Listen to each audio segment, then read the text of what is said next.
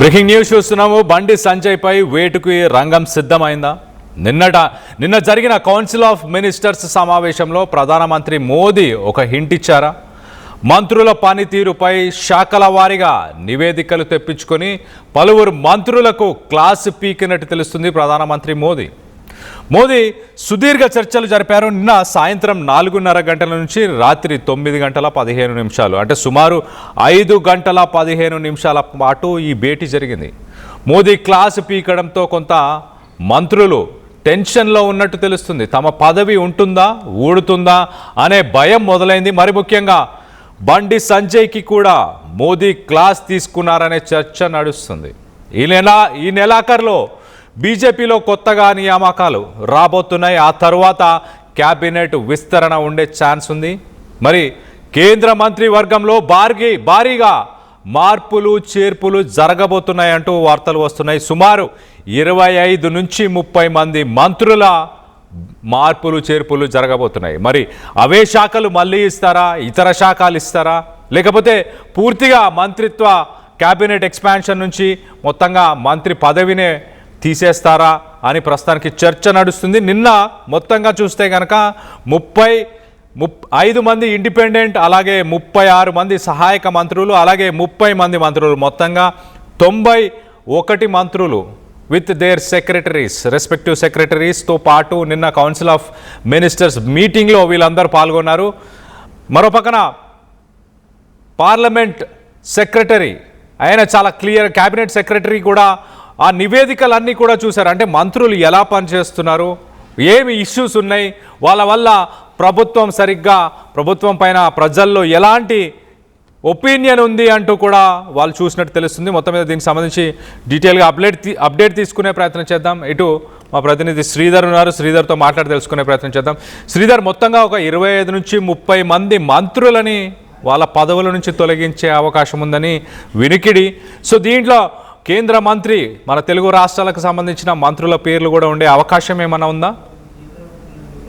Definite గా కళ్యాణ్ తెలుగు రాష్ట్రాలకు చెందినటువంటి దాంట్లో కూడా ఉన్నారు. అందులో ముఖ్యంగా కూడా అటు కేంద్ర హోంశాఖ సహాయ మంత్రిగా ఉన్నటువంటి బండి సంజయ్ పేరు కూడా ప్రధానంగా వినిపిస్తుంది. అటు బండి భగీరథ కేసు రాష్ట్రంలో సంచలనం సృష్టించినప్పటికీ దానికన్నా ముందు నుంచి కూడా బండి సంజయ్ ఎప్పుడైతే కేబినెట్ పునర్వ్యవస్థీకరణ జరుగుతుందన్న ఉన్నప్పటి నుంచి కేసు కన్నా ముందు నుంచి కూడా బండి సంజయ్ని తొలగిస్తారు.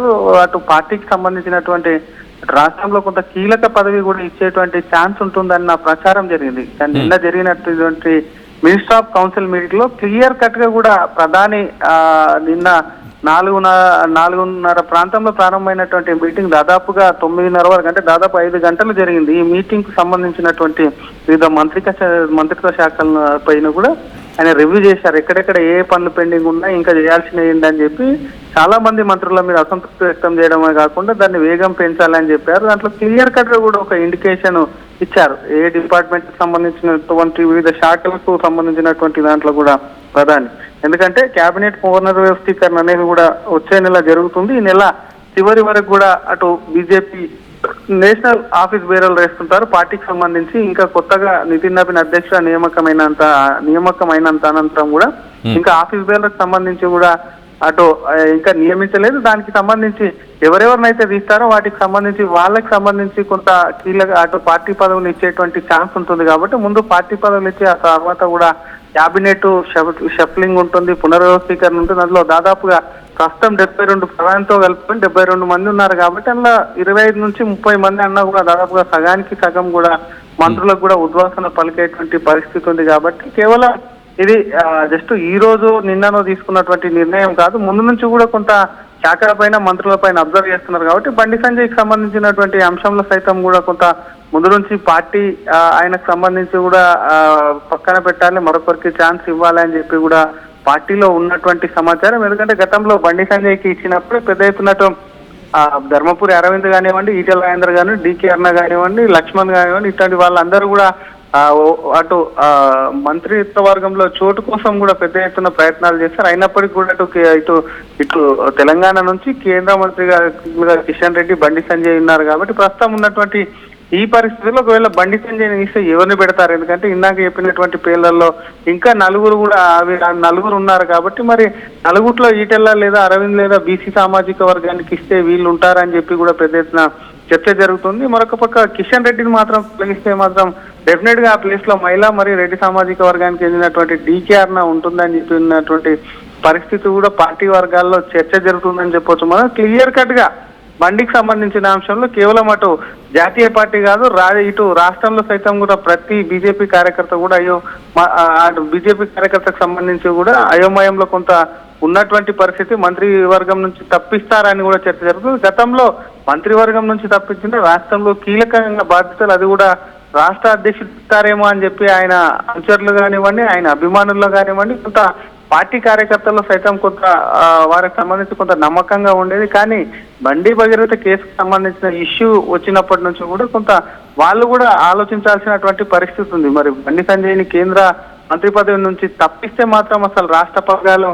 అప్పచెప్పేటువంటి అవకాశాలు తక్కువే అన్న అంచనాకు కూడా వచ్చినటువంటి పరిస్థితులు. మరి ఆయనను ఏ విధంగా కూడా ఆయనకు అడ్జస్ట్మెంట్ చేస్తారు, ఆయనకు సంబంధించి ఏ విధమైన దాంట్లో కూడా ఆయనను నియమిస్తారన్న దానిపై కూడా కొంత సందిగ్ధత నెలకొందని చెప్పాలి. ఏదేమైనప్పటికీ అటు శాఖల వారికి ఉన్నటువంటి పరిస్థితిని సమీక్షించడం కాకుండా వారికి సంబంధించి ఎవరెవరు పనితీరు ఎట్లుంది, ఎందుకంటే హెచ్ఓటీలు కూడా అక్కడే ఉన్నారు కాబట్టి డిపార్ట్మెంట్ హెడ్లకు సంబంధించి సెక్రటరీలు వాళ్ళందరూ ముందే కూడా ప్రధాని సైతం కూడా ప్రధాని నేరుగా ఉండి కూడా పనితీరును సమీక్షించారు కాబట్టి ఇందులో ఉన్నటువంటి దాంట్లో బండి సంజయ్ కానివ్వండి ఇతర మంత్రులకు చాలా మందికి కూడా కొంత ఉద్వాసం అయితే పలుకుతారు. ఎందుకంటే బీజేపీ ఏర్పాటు మూడోసారి ఏర్పాటు ఎన్డీఏ ప్రభుత్వం కూడా 2 ఏళ్లు పూర్తి అవుతుంది కాబట్టి మూడోసారి దానికి సంబంధించి మాత్రం ఇటు బండికి ఉద్వాసన తప్పదని చర్చ ఇంకా ఢిల్లీ వర్గాల్లో కూడా దూరనుకుందని చెప్పొచ్చు. కళ్యాణ్ అయితే శ్రీధర్, ఒకవేళ మంత్రి పదవికి వేటు పడితే మరి బండి సంజయ్ ఎలా రియాక్ట్ అయ్యే అవకాశం ఉంది?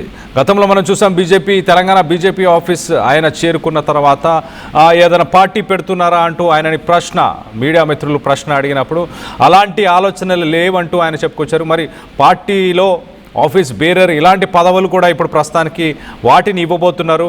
మరి కేంద్ర మంత్రి పదవుల్లో ఉన్న వాళ్ళని ఈ ఆఫీస్ బేరర్ పదవుల్లోకి మార్చిన తర్వాత వాళ్ళని మళ్ళీ క్యాబినెట్ ఎక్స్పాన్షన్ మరి దాని తర్వాత జరిగే అవకాశం ఉందా? ఎలాంటి పదవులు ఇచ్చే అవకాశం ఉంది ఒకవేళ బండి సంజయ్ని కేంద్ర మంత్రి పదవి నుంచి తొలగిస్తే కనుక?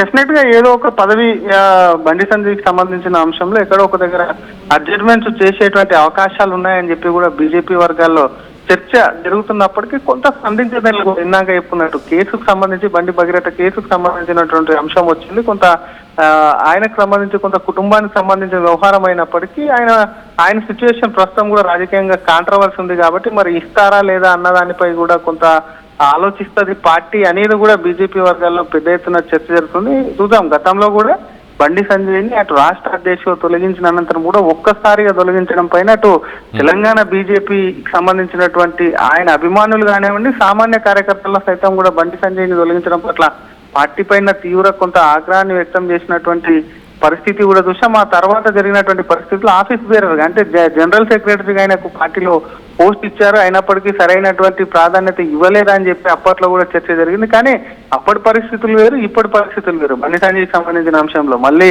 జరిగినటువంటి ఎలక్షన్ లో ఆయన మళ్ళీ రెండోసారి ఎంపీగా గెలుపొందారు. అనంతరం కూడా అక్కడ తీసుకెళ్లి హోంశాఖ సహాయ మంత్రిగా ఉన్నారు. అప్పుడు ఎవరైతే పార్టీ మీద ఆగ్రహంగా బండి సంజయ్ని తీసేశారని ఉన్నారో వాళ్ళందరూ కూడా కొంత శాంతియుతంగా కూడా కొంత చల్లబడ్డారని చెప్పొచ్చు. ప్రస్తుతం ఉన్నటువంటి ఈ పరిస్థితుల్లో బండి భగీరథ కేసు బండి సంజయ్కి సంబంధించినటువంటి పొలిటికల్ కెరీర్ మీద కూడా కొంత ఆయన కేసుకు సంబంధించిన విషయం ప్రభావం పడ్డ ప్రస్తుతం ఉన్నటువంటి రాష్ట్రంలో ఉన్నటువంటి పరిస్థితులు అటు బీఆర్ఎస్ ఎక్కడికక్కడ ఏది మాట్లాడినా బండి సంజయ్ మీద ఎండగట్టడం కాకుండా సోషల్ మీడియా వేదిక కూడా బండి సంజయ్ని నిలదీస్తున్నటువంటి పరిస్థితి. కొంతమంది బీజేపీకి సంబంధించినటువంటి నేతలు సైతం కూడా మౌనంగా ఉండడం, ఆయన ఎవరికి కూడా మద్దతు నిలవకపోవడంతో కూడా బండి సంజయ్ ఒకవేళ అక్కడ నుంచి తొలగిస్తే మాత్రం ఏమి ఇస్తారా, ఒకవేళ ఇవ్వకపోయినా కూడా ఏం చేయనటువంటి పరిస్థితి కూడా ఉందన్నది కూడా బీజేపీ వర్గాల్లో చర్చ అయితే నడుస్తుంది. Kalyan right Sridhar, thanks for the latest update. మొత్తం మీద కేంద్ర మంత్రి పదవి నుంచి సుమారు 25 నుంచి 30 మంది వ్యక్తులని తీసేయబోతున్నట్టు తెలుస్తుంది.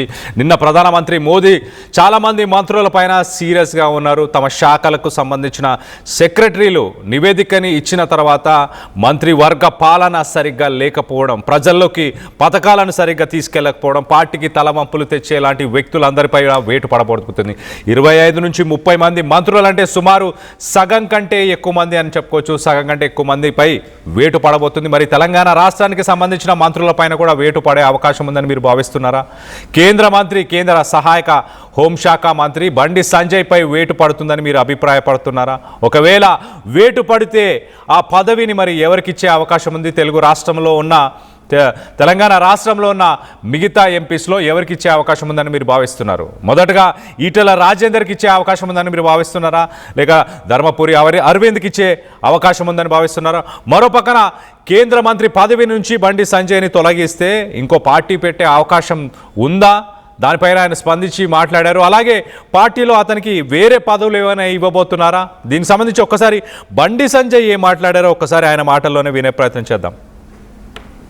పార్టీ కమిట్మెంట్ తో పనిచేసే ప్రతి కార్యకర్త కోరుకున్నది ఒకటే ఒక చివరి కోరిక. ఉరిశిక్ష వేసే ముందు కోరికలు అడతారట, చివరి కోరిక ఏం అడతారట, వాళ్ళు ఏం చెప్తారు తెలియదు. కానీ కమిట్మెంట్ తో పనిచేసే భారతీయ జనతా పార్టీ కార్యకర్తను పిలిచి మీరు అడిగితే, కమిట్మెంట్ తో పనిచేసే భారతీయ జనతా పార్టీ కార్యకర్తను మీరు పిలిచి అడిగితే చెప్పే టక్ అనేది ఒకటే, నేను చచ్చిపోయినాక నా మీద భారతీయ జనతా పార్టీ కండగొప్పాలని జెండా కప్పాలని అంటారు. దీనికి కమిట్మెంట్ అంటారు. అటువంటి కమిట్మెంట్ గల కార్యకర్త మీరు తెలియదా? ఇప్పుడు నన్ను అడిగి చూడాలి, ఎవరు రాస్తూ ఉంటారు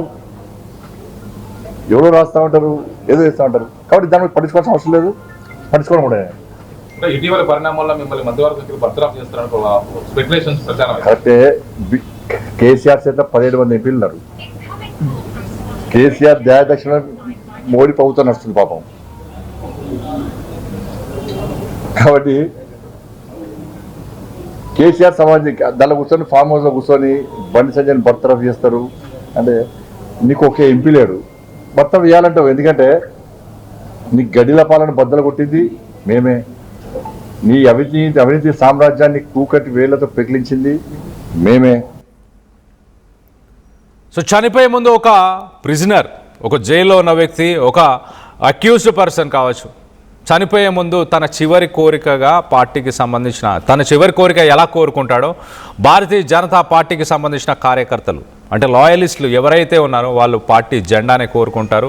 నేను ఇంకొక పార్టీ పెట్టే అవకాశమే లేదు, ఖచ్చితంగా చనిపోయేదాకా కూడా బీజేపీలోనే ఉంటానంటూ ఆయన డైరెక్ట్గానే చెప్పేశారు. సో మొత్తం మీద మరి ఒకవేళ కేంద్ర మంత్రి పదవి నుంచి తొలగిస్తే ఆయన డైరెక్ట్గానే ఒక లాయలిస్ట్గా పార్టీలో ఉండిపోతానంటూ చెప్తున్నారు. మరో పక్కన ఇటు ఢిల్లీ టూర్, ఢిల్లీలో పెద్దలను కలిసి బీజేపీకి సంబంధించిన పెద్దలను కలిసి తిరిగి వచ్చిన తర్వాత తెలంగాణ బీజేపీ చీఫ్ రామచందర్ రావు ఆయనే మాట్లాడారు. ఒక్కసారి ఆయన మాటలను వినే ప్రయత్నం చేద్దాం.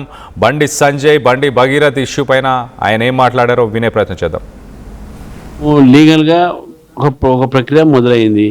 ఆ ప్రక్రియ అయిపోయిన తర్వాత లాస్ట్లో సరెండర్ అయ్యారు. ఇంకా మీద పడితే సరే అప్పుడు అరెస్ట్ కాలేదు, ఏదో మేము కూడా పోనీలే వీళ్ళు ఏదో చేస్తుంది. ఇప్పుడు ఇక్కడ స్పష్టంగా వీళ్ళు అమ్మాయితో లేరు, అమ్మాయికి నష్టం జరిగింది కాదు, దీంట్లో రాజకీయ లబ్ధి కోసం ఆ అమ్మాయిని వాళ్ళ కుటుంబాన్ని వాడుతున్నది స్పష్టంగా కనబడతా ఉంది.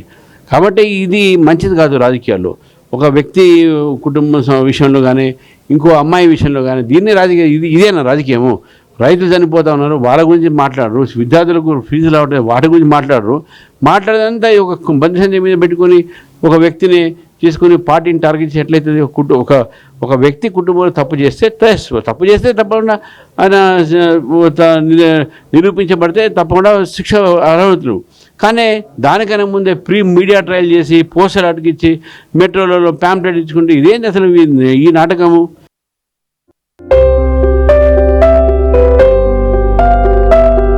చిన్న చిన్న ఆనందాలు 35 ఏళ్లుగా నా జీవితంలో లేవు.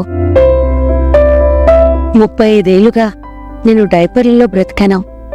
6 సెంటీమీటర్ల ఫిస్టులా నా మూత్రాశయంలో లీకు కారణమైంది. ఎవరూ నాకు సహాయం చేయలేకపోయారు. ఏఐఎన్యూలో వైద్యులను కలిసే వరకు అక్కడ వారు రోబోటిక్ శస్త్రచికిత్సతో నాకు పరిష్కారం ఇచ్చారు. వారు నా ఆత్మవిశ్వాసాన్ని కూడా తిరిగిచ్చారు. Precision care makes it possible. The Center for Robotic Surgery at AINU